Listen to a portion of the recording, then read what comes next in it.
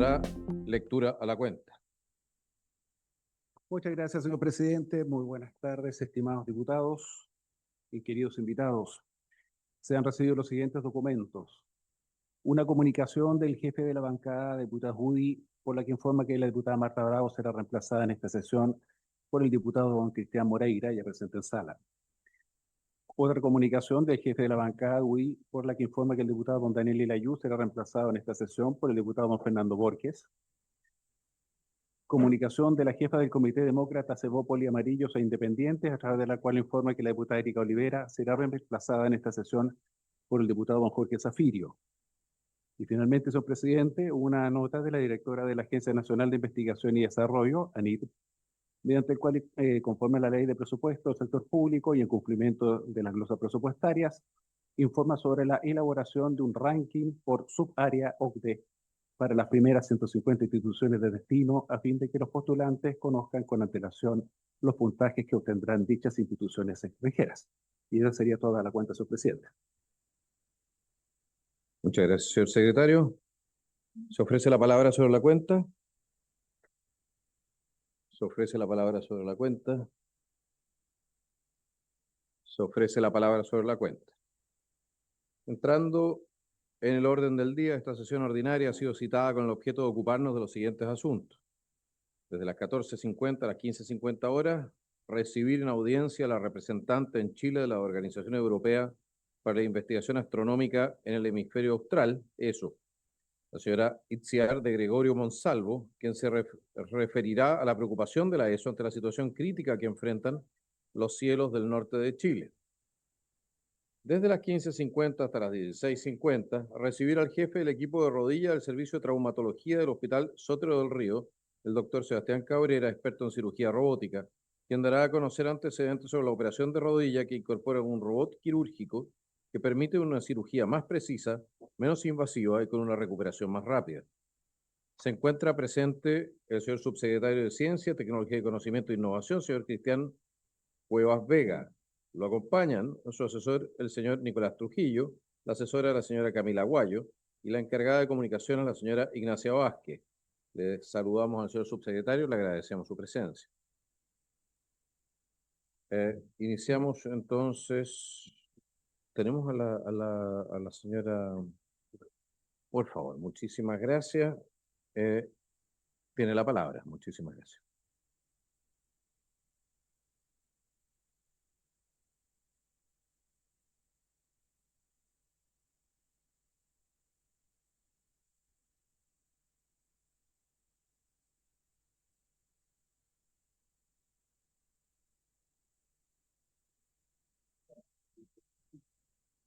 Bueno, muchísimas gracias por dar al Observatorio Europeo Austral esta oportunidad de hablar del momento que estamos viviendo en los últimos tiempos sobre la amenaza a los cielos, en particular de Paranal, que son los más prístinos del planeta. Voy a comenzar hablando un poco, para los que no nos conozcan mucho, sobre quiénes somos y qué es lo que hacemos aquí. Somos el Observatorio Europeo Austral, una organización intergubernamental, un organismo internacional, formado por 16 Estados miembros, todos ellos europeos. La ESO se fundó hace mucho tiempo, en los años 60, y desde entonces hemos situado todos nuestros telescopios aquí en Chile. Nuestra misión es la de diseñar, construir y operar los telescopios astronómicos más avanzados del planeta, y también tenemos un foco muy importante en fomentar la colaboración internacional para la astronomía, y ahí, por supuesto, contamos con Chile. Estos son los actuales telescopios que estamos operando ahora mismo. El más antiguo es el Observatorio de la Silla, se encuentra en la región de Coquimbo, se fundó en los años 60 finales. Después somos uno de los socios contribuyentes al radiointerferómetro ALMA, que está situado cerca de San Pedro de Atacama. Y por último, en Antofagasta se encuentra el Observatorio Paranal, que es la cuna del Very Large Telescope, el telescopio óptico infrarrojo terrestre más avanzado del mundo. Con estos telescopios ESO, lo que hacemos es empujar los límites del conocimiento en astronomía y básicamente cambiar paradigmas científicos. Para eso he elegido una serie de imágenes. Me gustaría que vieran la de arriba a la izquierda. Esa fue la primera vez que se observó un planeta fuera de nuestro sistema solar alrededor de una estrella, ¿sí? Hasta llegar ahí tuvimos que esperar muchas décadas y mucho desarrollo tecnológico, por supuesto, pero justo con esta imagen nos dimos cuenta que todo el paradigma de formación de sistemas planetarios estaba equivocado. Pensábamos que todos los planetas se formaban como se han formado en nuestro sistema solar. Sin embargo, esta primera imagen nos mostraba un planeta que es ese punto rojo de la izquierda, que es un gigante como Júpiter. En nuestro sistema solar está bien lejos, ¿cierto? Pues está muy cerquita de su estrella, que de hecho ni siquiera era una estrella, era una enana marrón, lo que llamamos una estrella fallida. No tiene suficiente materia como para formar un sol, ¿sí? Entonces, con eso me refiero a que cambiamos paradigmas científicos. Desde entonces hubo que revisar todas las teorías de formación de planetas para entender cómo funciona esto. Bueno, y solamente comentar que hay 3 premios Nobel hasta ahora que avalan el impacto que tienen estos telescopios ESO. Actualmente nos encontramos en otra aventura, que es la construcción del mayor telescopio óptico infrarrojo del mundo, el LT, que viene de sus siglas en inglés, Extremely Large Telescope, telescopio extremadamente grande. Va a ser el telescopio óptico infrarrojo más grande del mundo por mucho tiempo. Tiene casi 40 metros de diámetro, su espejo primario. La construcción va a terminar a final de esta década, en la que empezaremos a proporcionar ciencia. Y el objetivo fundamental es el de detectar vida en otros planetas fuera de nuestro sistema solar, aunque va a impactar en prácticamente todas las áreas de la astronomía, pero este fue el principal objetivo. Y a día de hoy nos encontramos también con el inicio, los primeros pasos de la construcción del Cherenkov Telescope Array. Este es un observatorio bien especial, un observatorio que observa rayos gamma, muy altas energías. De hecho, lo que observa es la interacción de estos rayos gamma con nuestra atmósfera, donde se produce esta cascada de fotones azules, que son las que van a detectar estos telescopios. Son 100 telescopios situados en un área enorme, allí en el Observatorio Paranal. Y Chile forma parte de este proyecto. Hay participación de 7 universidades chilenas. Bueno, hay algo muy importante que entender que en estos observatorios y está relacionado con las tecnologías que operamos allí. Son tecnologías de última generación y de alta sensibilidad. Por ejemplo, tenemos un sistema que se llama óptica adaptativa que nos permite la posibilidad de observar casi como si estuviéramos fuera de la atmósfera, como si fuéramos un telescopio espacial. También podemos observar con los 4 telescopios que forman el VLT, a la vez en una técnica que se llama interferometría, que nos permite ver un nivel de detalle muy grande en objetos muy compactos. Solo se puede hacer esto con este interferómetro. Y además, en el espejo primario del LT también tenemos tecnologías de última generación. Son casi 800 segmentos de espejos mucho más pequeños que están colocados uno al lado de otro en una precisión nanométrica para sintetizar un espejo de 40 metros. Si no, construirlo de una pieza sería prácticamente imposible. Ahora, para el funcionamiento de estas tecnologías y para proporcionar este conocimiento de frontera, se requieren varias cosas. Una atmósfera muy estable, muy limpia y con muy baja turbulencia, un suelo libre de microvibraciones y, por supuesto, los cielos más oscuros para ver los límites del universo. Bueno, entonces, ¿por qué una organización de 16 países europeos decide colocar todas sus infraestructuras, que están subvencionadas con dinero público todo, no somos privados, aquí en Chile? Bueno, pues se puede ver muy fácilmente con esta imagen que obtuvo el telescopio espacial Hubble desde arriba. Eso que pueden ver ahí es Chile, la parte del desierto de Atacama. Lo que ocurre en Chile es que tenemos por un lado la corriente de Humboldt, que viene de la Antártica, y produce esta serie de nubes bajas y tranquilas que se ven allá. Luego tenemos una cordillera de la costa, ¿verdad? Con varios cerros que están por encima de este mar de nubes. Y a mano derecha tenemos la cordillera de los Andes, que lo que hace es apantallar toda la nubosidad que viene del otro lado del océano, ¿cierto? Del continente en este caso.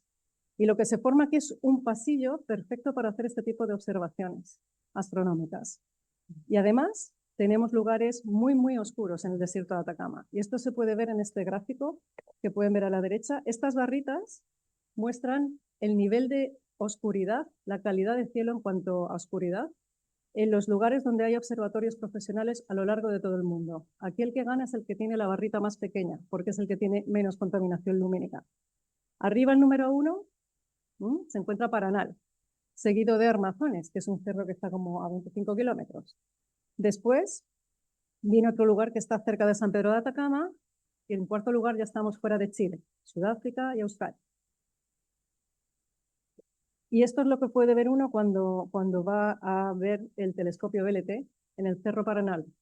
Son cielos realmente prístinos, que significa que son los cielos que veían nuestros antepasados en este sitio.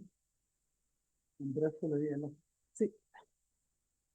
Bueno, entonces lo que se encuentra aquí en Paranal es un polo astronómico único en el mundo. Las condiciones para hacer astronomía son muy locales. No valen todos los cerros, aunque estén cerquitos, ¿sí? Ahí tenemos prácticamente en el mismo radio de 30 kilómetros, Cerro Paranal, al norte Cerro Armazones, y entre medias un llano donde se van a colocar los 100 telescopios del Cherenkov Telescope Array. Es un sitio único en el mundo, ¿sí? Bueno, ¿y qué es lo que nos está preocupando ahora mismo? Nos está preocupando este proyecto, el proyecto INA de la empresa AES Andes. Aquí pueden ver la zona que la ESO tiene parte en compra y la otra en concesión. Ahí pueden ver estos cuadrados que hay arriba, son la concesión y el área que tiene la ESO, donde podemos desarrollar proyectos astronómicos. Tenemos en el medio el VLT, abajo el CTA Sur y a la derecha el LT, ¿cierto? Bueno, el proyecto INA se va a situar justo prácticamente a la puerta de los observatorios. Va a ser un proyecto bien grande, 3.000 hectáreas, parque eólico, planta fotovoltaica, una desalinizadora, planta de producción de hidrógeno y de amoníaco, un puerto industrial que está a la izquierda, que se puede ver bien cerquita. Cuando uno está en el sitio, está justo debajo de los telescopios, ¿no?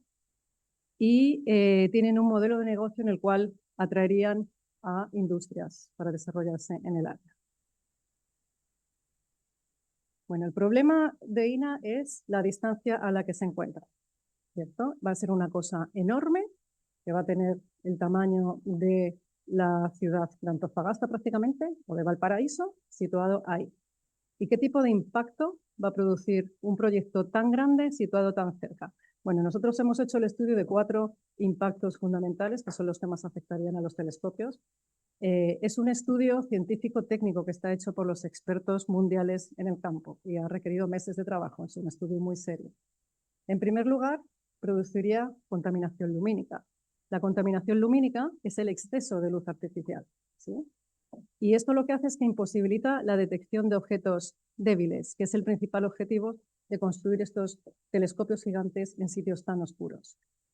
En segundo lugar, se producirían vibraciones, microvibraciones en el suelo por los aerogeneradores, la cantidad y la distancia a la que se encuentran tan cercanas. Cada vez que giran las aspas, golpetean el suelo y estos golpes verticales se transmiten por el suelo, ¿sí? Y esto lo que pone en riesgo son las observaciones con el VLTI y con el LT. Prácticamente sacan de la zona donde pueden estar operando de seguridad. Luego, el siguiente efecto está relacionado con la turbulencia atmosférica. Esto sería producido por las aspas de los aerogeneradores que baterían todo el aire, y claro, esta turbulencia se transmite con la distancia, y además por los paneles solares, que por el día se calientan, por la noche se enfrían, emitiendo toda esta cantidad de energía a la atmósfera, el aire caliente sube y de nuevo bate toda la atmósfera. Y por último, estudiamos cómo afectaría la emisión de polvo, sobre todo en la fase de construcción. Este polvo se depositaría sobre todos nuestros espejos, que son superficies bien grandes de espejos, y de lentes. Y lo que hace es afectar a las operaciones. Básicamente tenemos que estar sacando, limpiando y volviendo a espejar todo con mucha más frecuencia. Bueno, y para no extendernos mucho en cuanto a estos impactos, voy a mostrar una serie de imágenes para que entendamos mejor estos efectos. Este es el estudio de contaminación lumínica que hicimos. A mano izquierda, este círculo lo que representa es el cielo, ¿sí? Y en el centro estaríamos mirando hacia arriba, serían nuestras cabezas, el cenit. Esta es la situación que tenemos ahora. Es un sitio muy oscuro. A 45 grados vemos una contaminación lumínica de algo más del 1%. Esto es muy, muy bueno. Cuando introducimos en nuestros modelos el sistema de luminarias, el diseño de luminarias que propone INA, resulta que pasamos de un 1.39 a un casi 14% de contaminación lumínica en el centro del array del CTA, que es el sitio más cercano al proyecto INA. Y si nos vamos a los telescopios que más cerca van a estar de INA, porque recordemos que son 100 telescopios en un área bastante grande, superaría el 20% de contaminación lumínica. ¿Ah? Estamos hablando de que Paranal partió con un 0,3%, menos del 1% de contaminación lumínica hace muy poquitos años. Entonces, esto sería catastrófico para la astronomía. En cuanto al impacto de vibraciones, esto era lo que les comentaba antes. A mano izquierda pueden ver una figura bien complicada. Aquí lo importante es estas líneas rojas, ¿ah?, que se ven. Esos son como las especificaciones, el máximo sobre el cual uno no puede tener microvibraciones, porque si no, ni el LT ni el VLTI pueden funcionar. En esta elipse verde, lo que muestro es cómo afectarían los aerogeneradores de INA en el mejor de los casos y en el peor de los casos, ¿sí? Y por último, el impacto en turbulencia. Ahí se puede ver muy bien a qué nos referimos. Esto es una imagen real. Ahí se ve cómo aerogeneradores baten el aire, ¿ah?, y eso se transmite con la distancia. Esto afectaría a la óptica adaptativa, a la capacidad que tenemos de observar como si estuviéramos en el espacio. Y para que entendamos en una imagen qué es lo que significa poder aplicar o no poder aplicar esta técnica de óptica adaptativa, fíjense en la imagen de la derecha, este punto azul es Urano. Sin óptica adaptativa, uno ve la imagen de la derecha del todo, emborronadísima, ¿cierto? Con óptica adaptativa podemos llegar a ese nivel de detalle. Esto es fundamental para hacer investigación en astrofísica, ¿sí?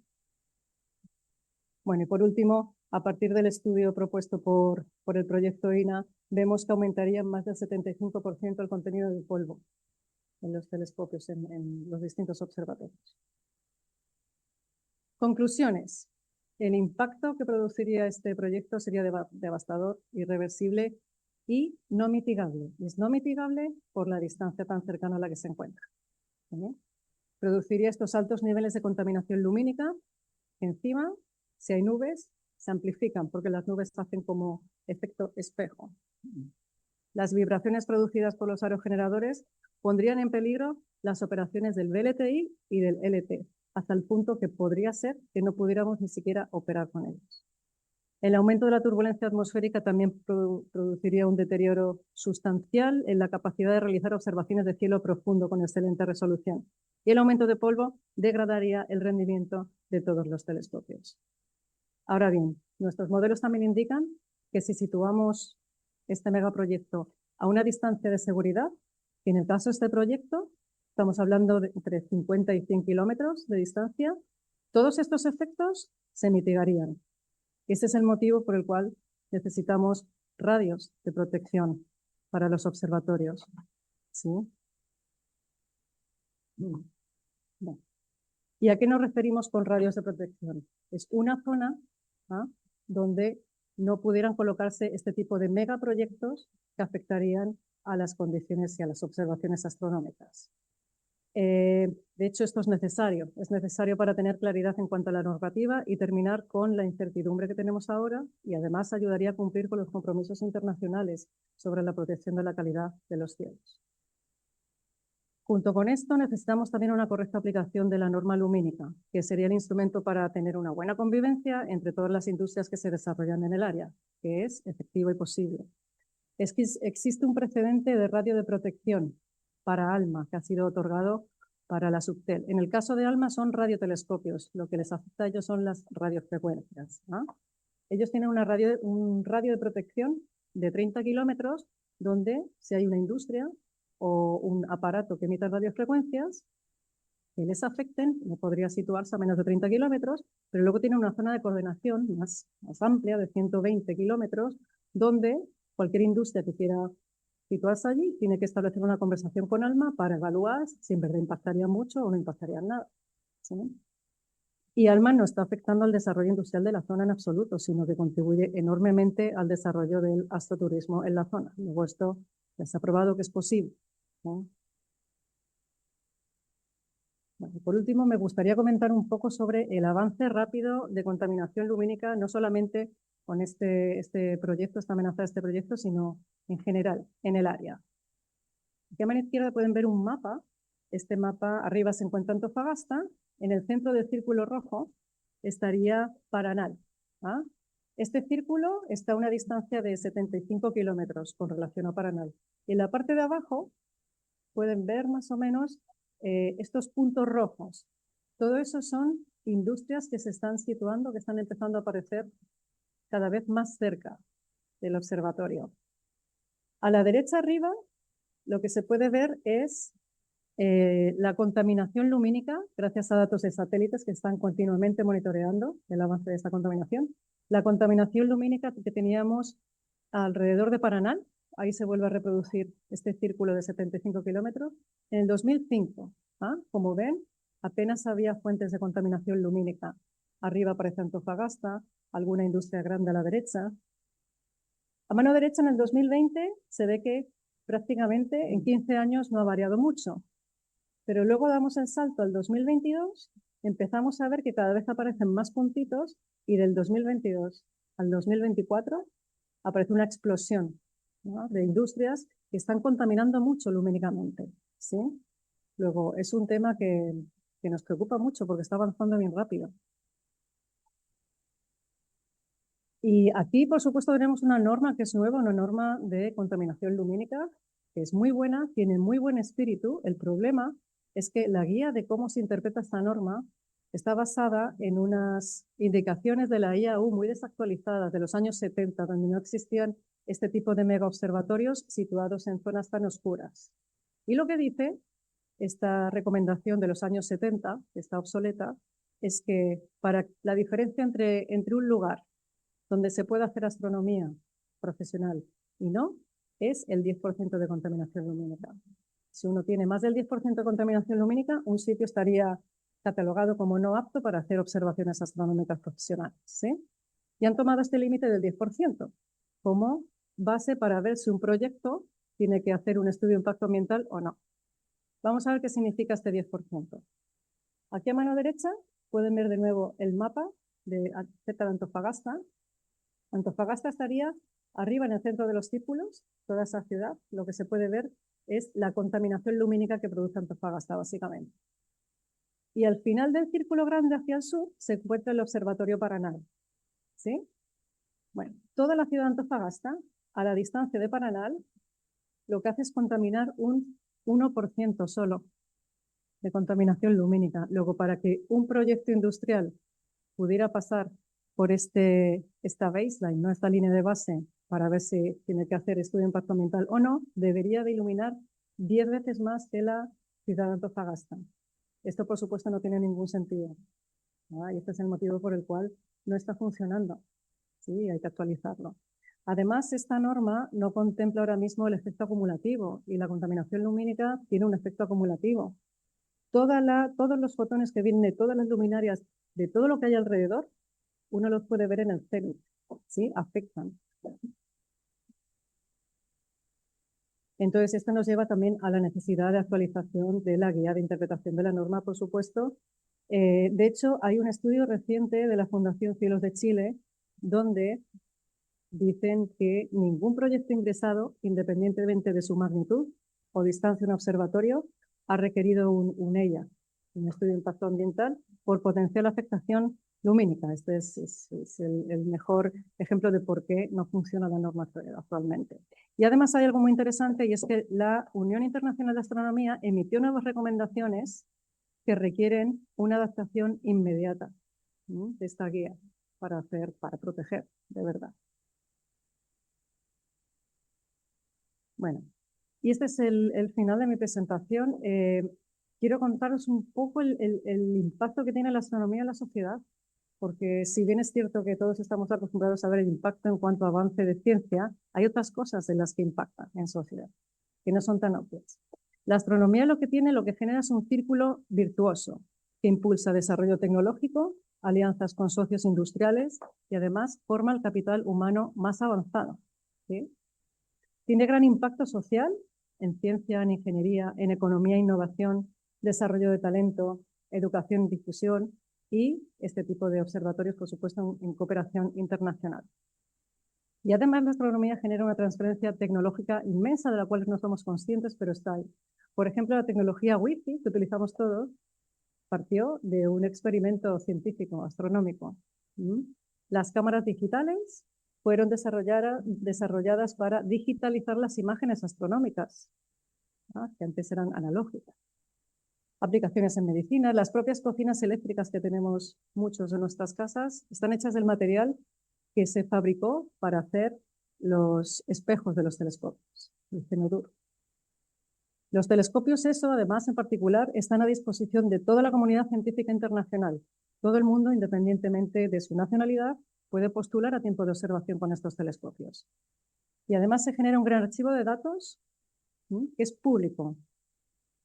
Los astrónomos que proponen las ideas científicas tienen un año, una vez observado su proyecto, tienen un año para hacer ciencia. Si no hacen ciencia con ello, pasa a toda la comunidad. De hecho, uno no tiene que ser ni siquiera astrónomo. Cualquier persona puede bajar los datos y realizarlos, ¿sí?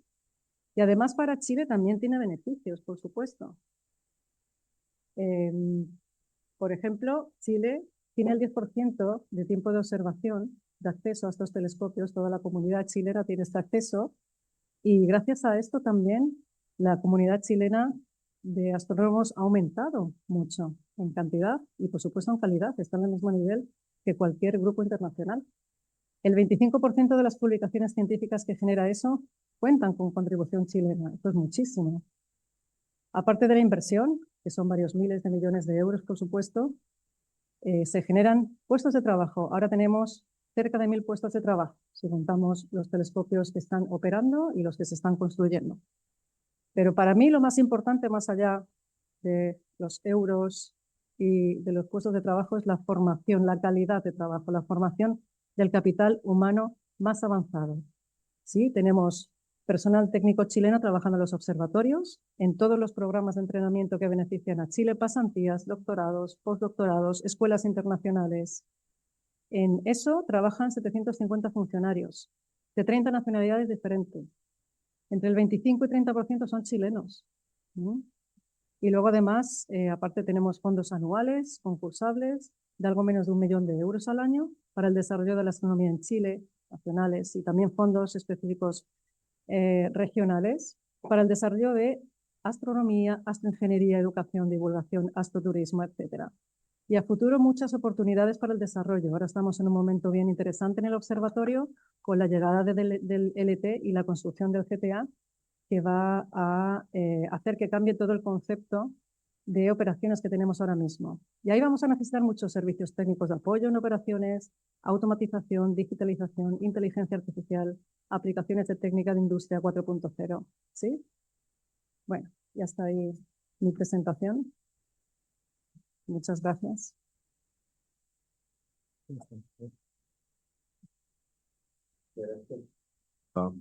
¿Consultas? Por favor, doctor. De la comisión. Bueno, primero, muchas gracias a la expositora. Apasionante lo que usted explica. Y esas imágenes son bien increíbles. Algún minuto vimos algunas que proyectó el profesor Massa en la Comisión de Medio Ambiente. Tenía dos consultas que hacerle. Yo recuerdo que el Cerro Cristóbal, el Cerro La Pirámide y todo eso, que es su lugar privilegiado, en algún minuto la contaminación lumínica también estaba afectando la flora y fauna, sobre todo la fauna silvestre. Y entonces hubo una disposición que, de hecho, uno cuando mira el camino, el sendero que hay, los focos apuntan hacia abajo y no hacia arriba, con lo cual disminuye la contaminación, digamos, del cielo. Entonces quería preguntarle sobre ese particular, si habría algún mecanismo, sin ser yo para nada un defensor de este proyecto, si habría algún mecanismo de regulación lumínica que pudiera reducir el eventual impacto de este proyecto. Y la segunda pregunta, respecto de los gases de efecto invernadero, si tiene, porque usted mencionó ahí 4 ejes, ¿no? Que eran las vibraciones, la luminosidad, las turbulencias y el polvo, claro.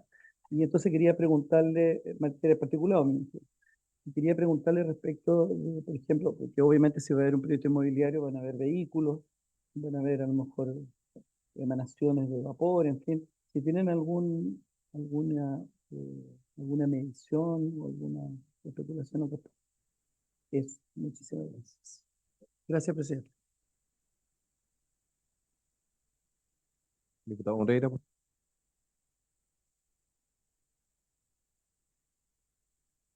Gracias, presidente.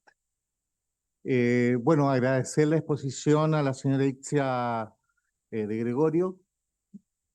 Bueno, nosotros como país estamos orgullosos de tener a a las principales organizaciones a nivel mundial con lo que es, ¿no es cierto?, la observación del universo. Es un orgullo como país que estén ustedes y vemos la gran inversión que hay en la instalación de estos observatorios. A mí es una situación bastante crítica esto, porque que se resuelva o se llegue a una alternativa viable, ustedes se van a tener que ir el día de mañana, porque ya no va a tener sentido seguir aquí. Entonces, por la magnitud de lo que significa el problema que hay, ¿cuáles son las conversaciones que han tenido con el anterior y el actual gobierno? No sé si con el ministro de Ciencia, y qué alternativa y qué es lo que le han dicho ellos, porque yo creo que hay que buscar en forma inmediata una solución, ya sea lo que decía el diputado Palma, de que se baje la luminosidad, el voltaje, se puede decir, porque de lo contrario va a pasar lo mismo que ha pasado en otros lugares. Entonces, y van a rodear toda esa zona, zonas habitables. Entonces, yo creo que hay que buscar para las dos alternativas una solución que tiene que ser, lógicamente, ahora.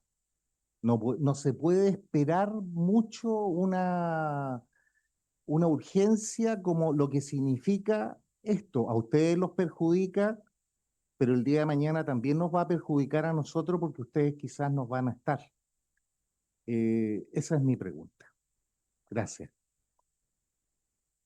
Es realizar una pregunta. En primer lugar, agradecer. Muchísimas gracias, señora de Gregorio. Eh, Mi consulta es la siguiente. Si el radio de seguridad es de 100 kilómetros, eso, la superficie que haría prácticamente intrabajable en nuestro país, es el equivalente al de muchos pequeños países europeos. Es decir, donde no podríamos realizar ningún tipo de inversión, ningún tipo de trabajo, puesto que el movimiento, cuanto menos de faenas que en nuestro desierto en general son mineras, ¿no? ¿Cómo nos compensa la comunidad internacional por la pérdida de recursos y de ingresos que irían asociados entonces con la pérdida de estos proyectos? El proyecto al que usted hace referencia, más allá de que yo tenga mi propia opinión respecto a su factibilidad desde el punto de vista energético, ¿ya? Es un proyecto que promete inversiones de varios miles de millones de dólares, tengo entendido, por la superficie comprometida, por la obra portuaria que se va a realizar, etcétera. Ahí hay también varios miles de trabajos que probablemente se comprometan. Eh, y paga impuestos. Eso no paga IVA, por ejemplo, para sus futuras inversiones. Y como es sin fines de lucro, pues evidentemente no paga impuestos a la renta. ¿De acuerdo? En ese sentido, nuevamente, ahí estamos hablando dependiendo del tamaño de la operación, cientos de millones de dólares que nos van a faltar en Chile en el presupuesto nacional. Eh, ¿Cómo se compensa entonces esta lógica en la cual Chile pone a disposición un radio de 200 kilómetros, que es una superficie muy grande? Es como de aquí a Santiago y de vuelta, ¿no? Eh, Exactamente. Valparaíso, Santiago y de vuelta, ¿ya? En que nosotros nos tendríamos que comprometer de la mano de lo que, para el funcionamiento óptimo de los observatorios, ¿no?, a no realizar actividades económicas. O por lo menos no actividades económicas que generen los efectos que usted acaba de describir, que son la inmensa mayoría de las actividades económicas. Sí. ¿Cómo nos compensa la comunidad internacional desde el punto de vista financiero? Veámoslo ahora desde ese punto de vista. Muchísimas gracias. O sea, sí, por favor, diputada.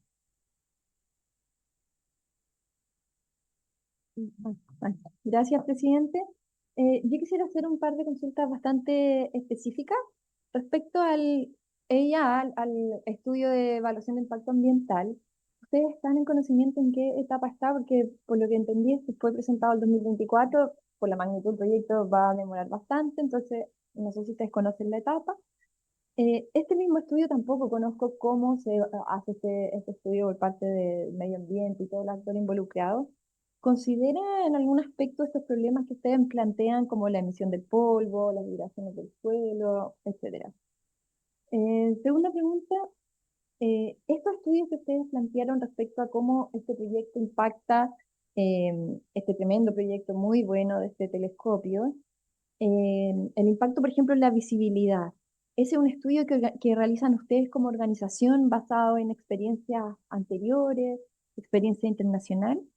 Y por último, mencionaron que la Unión Astronómica Internacional presentó una guía.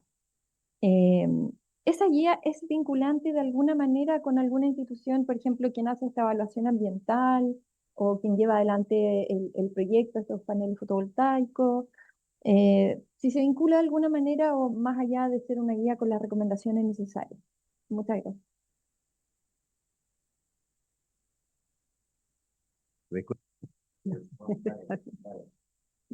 Sí, tomé nota. A ver, la primera pregunta sobre si es posible la mitigación, porque existe una manera de iluminar bien, suficiente, sin contaminar tanto, ¿no? Bueno, no existe mitigación a la distancia, porque la contaminación lumínica depende mucho de la distancia. Llega un momento en el que es inmanejable. No hay manera ni de cambiar a luminarias perfectas ni nada. Más encima, el proyecto INA, pensamos que está un factor entre 5 y 8 veces por debajo de la iluminación que deberían de tener para estar acorde con la norma de trabajos industriales. Esto es a través de un estudio, una consultoría que hemos realizado de gente experta en esto. Entonces, considerando todo esto, la única manera de mitigar es alejarlo a una distancia suficiente. Depende de cuánto vayan a contaminar. Por eso la distancia que nosotros proponemos es entre 50 y 100. Si están perfectos con la iluminación, si están de acuerdo a la norma de trabajos industriales y van a ofrecer seguridad a sus trabajadores y no tienen que iluminar más, estaríamos hablando de 50. Ahora, si están por debajo, tendríamos que alejar cada vez más, ¿sí? Pero con todo esto, el desierto es enorme. Las condiciones que necesitan de sol, de viento, ¿ah? Las tienen en muchos kilómetros a la redonda. No hay ningún motivo por el cual tengan que estar ahí, ¿sí? Puede ser algo más de comodidad, pero técnicamente para poder realizar el proyecto pueden irse a cualquier otro lado y ni siquiera tienen que salir de la comuna, ¿sí? En cuanto a las medidas de otras emisiones de gases contaminantes, en el proyecto la empresa sí que hace si no recuerdo mal, hacen un estudio de este tipo de contaminantes. En el caso nuestro, a nosotros también nos estaría afectando la emisión de vapor de agua. Grandes cantidades de vapor de agua estarían afectándonos a la astronomía. No hemos hecho ese estudio porque en el caso de los telescopios ópticos infrarrojo no sería tan dañino como en el caso de un telescopio como ALMA, que depende mucho del vapor de agua. Yo creo que es yo creo que es radiotelescopio. Es por la manera en la que se produce el hidrógeno verde, pero yo no soy experta, así que no les puedo contar mucho. Entiendo que emiten también ciertos gases a la atmósfera, entre ellos vapor de agua, ¿sí? Que sí que aumentaría. Sé que hay gente que está haciendo el estudio, pero no gente dentro de la ESO, ¿sí? Yo también tengo una pregunta. Para darle un tema técnico. Esa parte del desierto, ¿fue comprada o es concesionada por parte del Estado? Porque eso tiene que haber sido propiedad del Estado. Si recuerdan, ¿puedo volver a pasar aquí? A ver. Bueno, si recuerdan, mostré un mapa donde se veían como dos cuadrados, uno grande a la izquierda, esa es una parte comprada por eso, ¿sí? Luego a mano derecha, de la empresa, No, entendemos que son terrenos privados.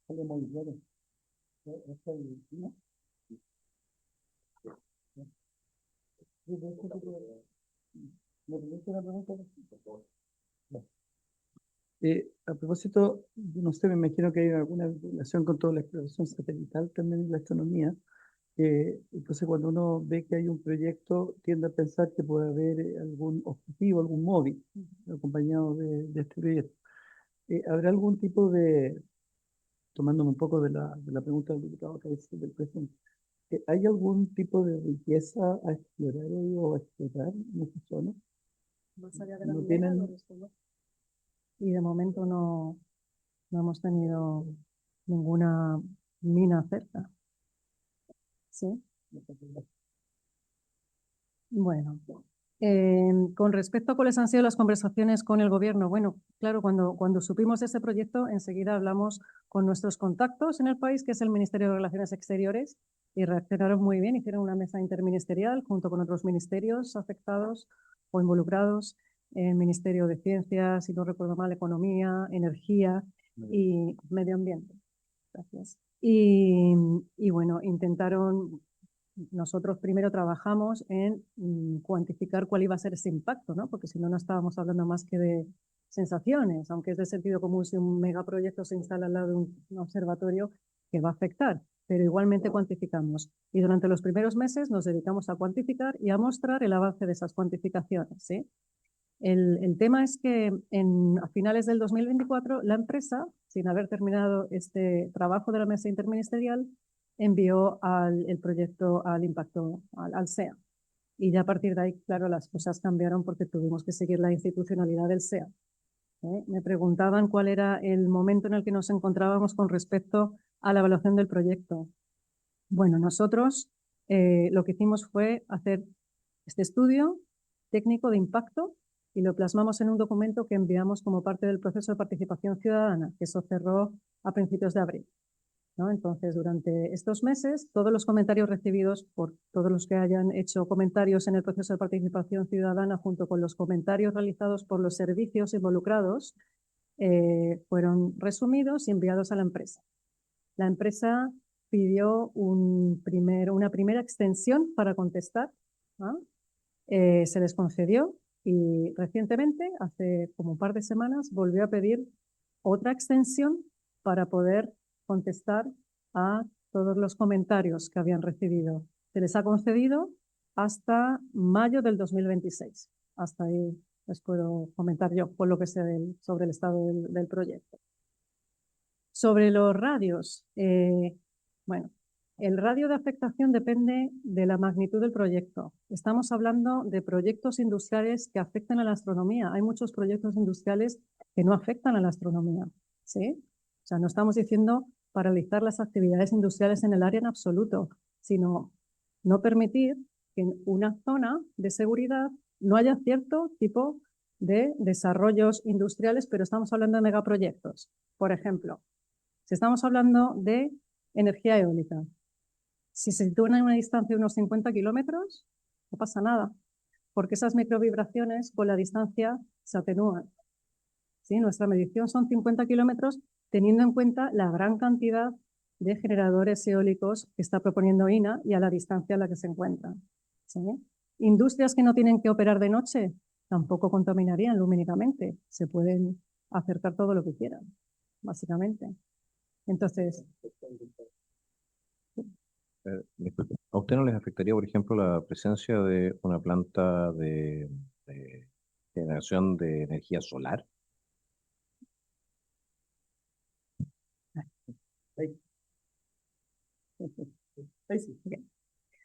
una planta de generación de energía solar depende también de la superficie. Si hablamos de muchos kilómetros cuadrados a una distancia cercana al observatorio, sí puede afectar añadiendo turbulencia atmosférica. Pero normalmente no tienen esas características, no son ni tan grandes ni están tan cerca.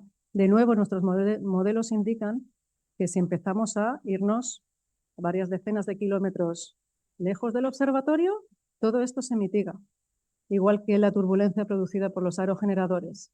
Entonces, sí podría haber, por supuesto, nosotros tenemos una planta de generación de paneles solares entre dos observatorios. El tema está en que es pequeña, entonces, a pesar de que inyecta algo de energía en la noche a la atmósfera, no afecta, ¿sí? Entonces, el truco está en ver la magnitud de estas empresas a la distancia de seguridad. No estamos diciendo que se tenga que paralizar todo el desarrollo industrial en la zona, para nada, en absoluto.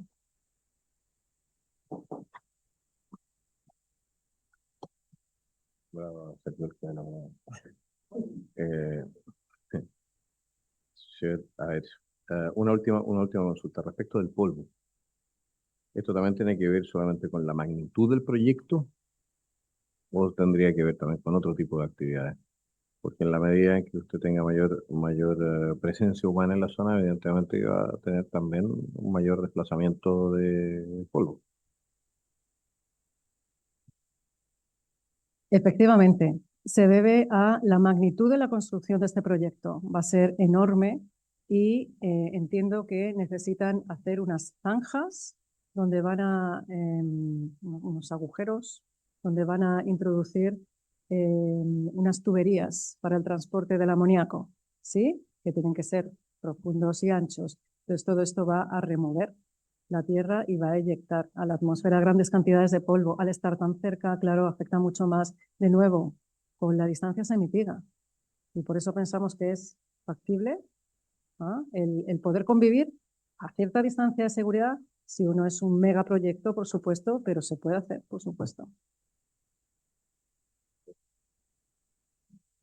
Señor subsecretario, por favor. Gracias, presidente. Por su intermedio, saludar a todos los diputados y diputadas.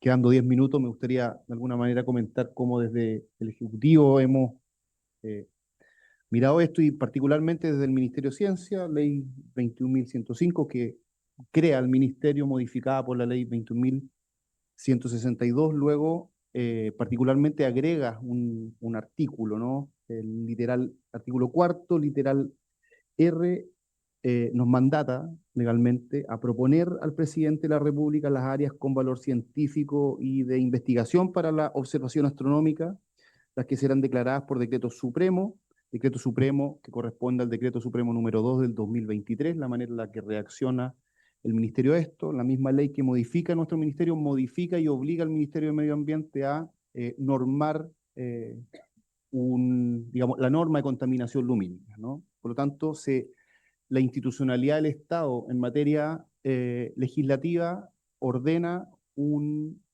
par de normas y leyes que lo que obliga es que aquellos proyectos que se instalen en 29 de los 33 comunas del norte que son materia de interés astronómico tengan que declarar un estudio de impacto ambiental. Esa es la situación en la que hoy día se encuentra este proyecto INA, que debe presentar un informe de evaluación de impacto ambiental a propósito del establecimiento de áreas de valor científico para la observación astronómica, toda vez que podría eventualmente, y es lo que debe demostrar la empresa, superar o no superar en la norma lumínica en términos de contaminación, que es el 10%.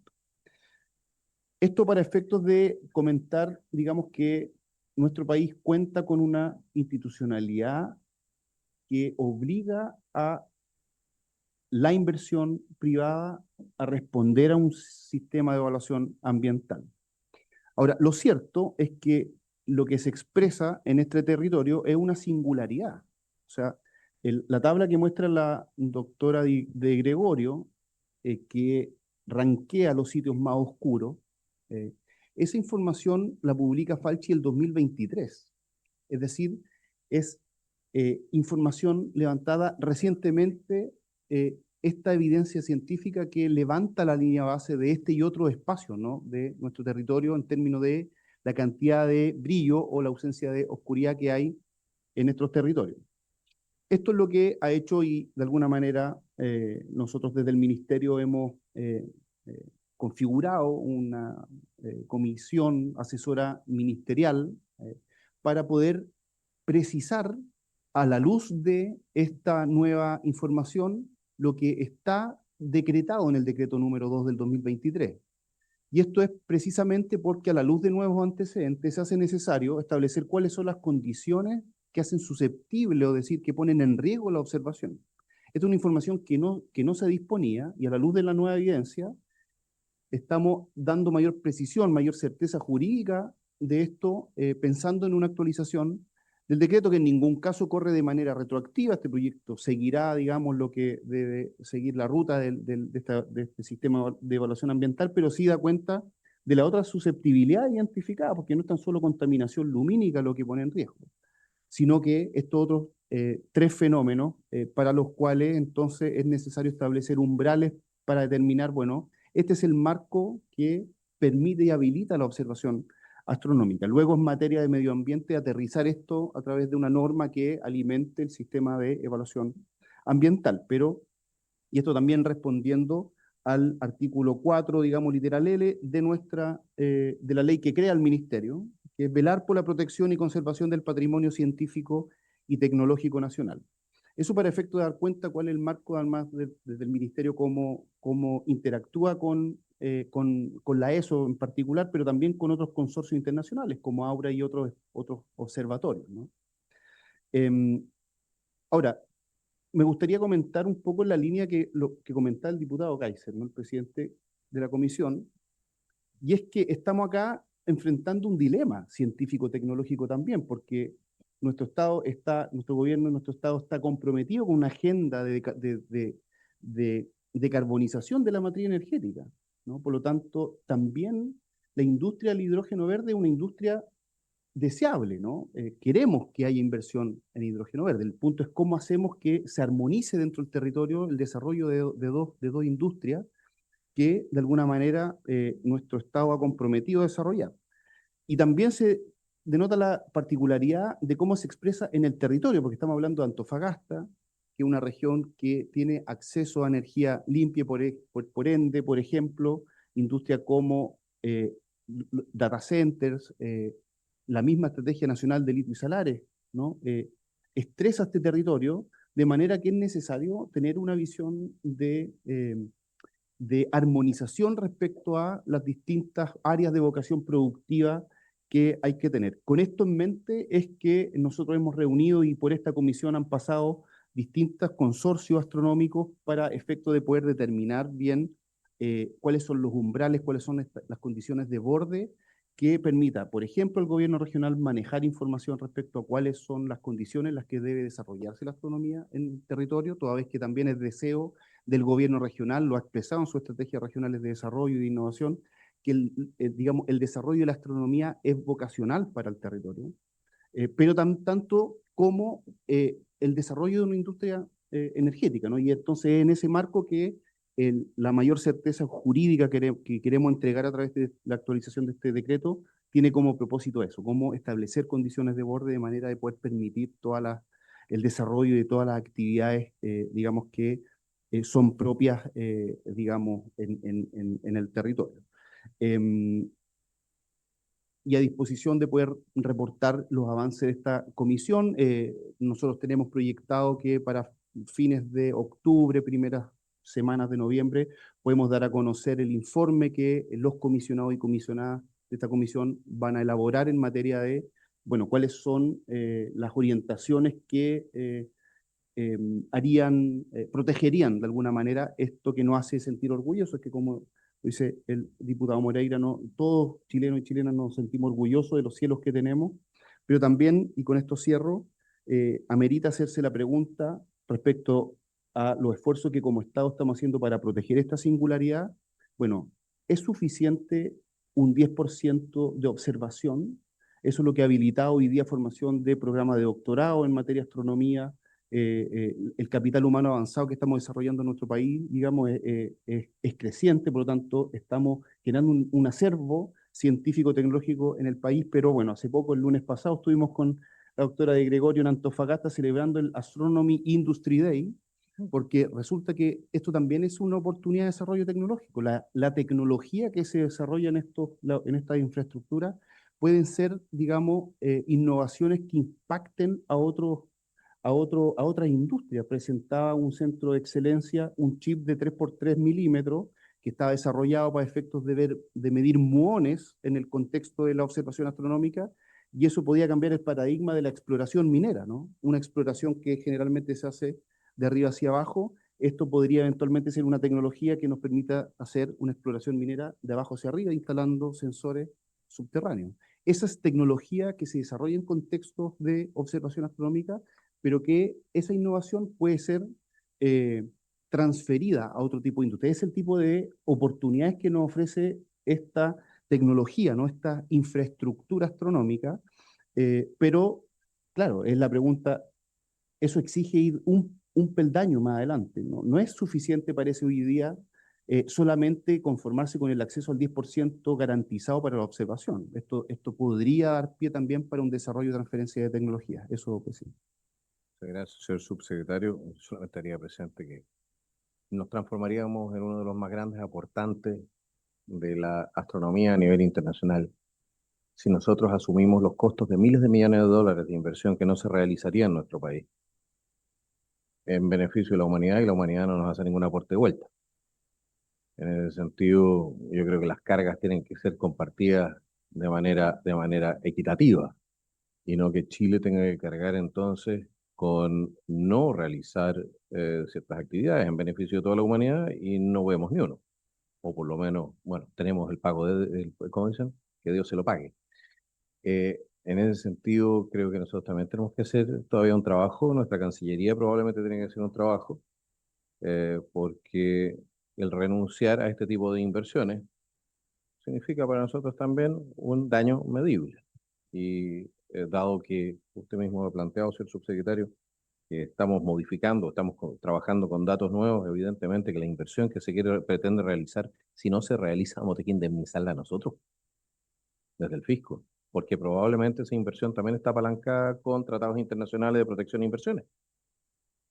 Entonces, la consulta probablemente es más complejo la problemática de lo que creemos. Yo personalmente me encanta la astronomía, encuentro que es una cuestión realmente apasionante.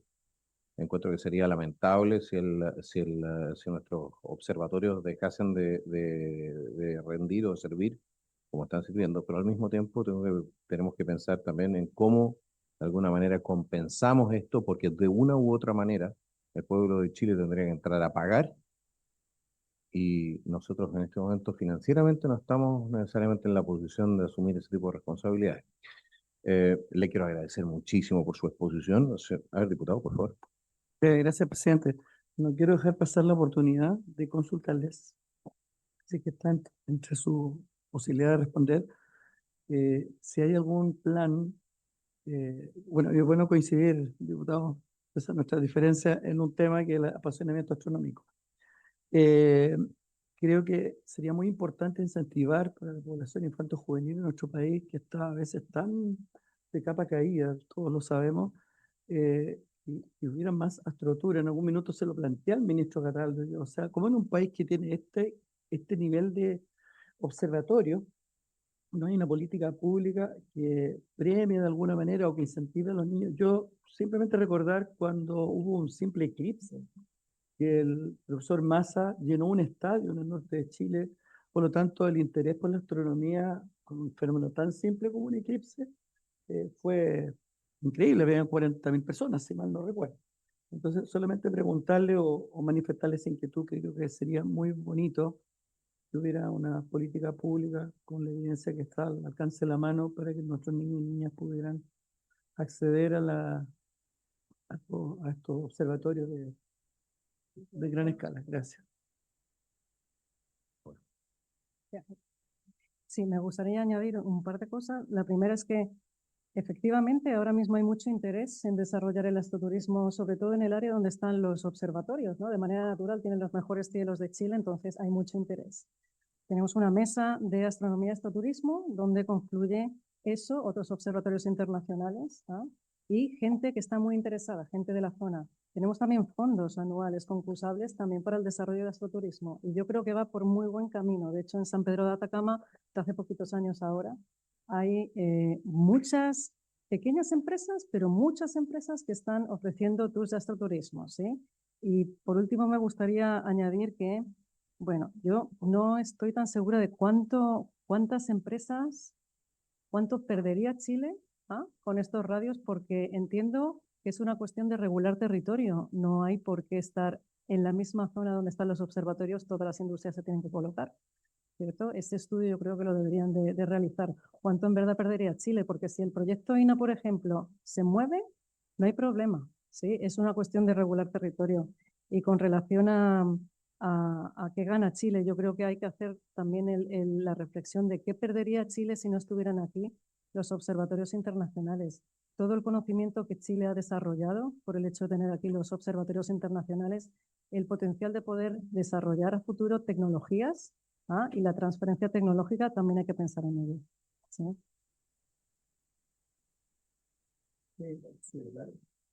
Presidente, ahí sí. Celebramos el Día Nacional de la Astronomía, diputado Palma, y que justamente, como usted bien puede intuir, es uno de los eventos que como ministerio organizamos de mayor asistencia, y sobre todo de asistencia de niñas, niños y adolescentes, ¿no? Así que es una política pública que nosotros además hemos dado un carácter de descentralización. Históricamente se celebra en Santiago y estamos ahora generando esa misma celebración en la región de Antofagasta, Atacama, Coquimbo, con este foco en desconcentración y descentralización. Así que, digamos, podemos reportar eso, aun cuando para estos efectos nunca es suficiente, así que seguiremos. Bueno, muchísimas gracias. Y habiéndose cumplido el objeto de la sesión, esta se levanta. Se cayó el segundo punto, así que...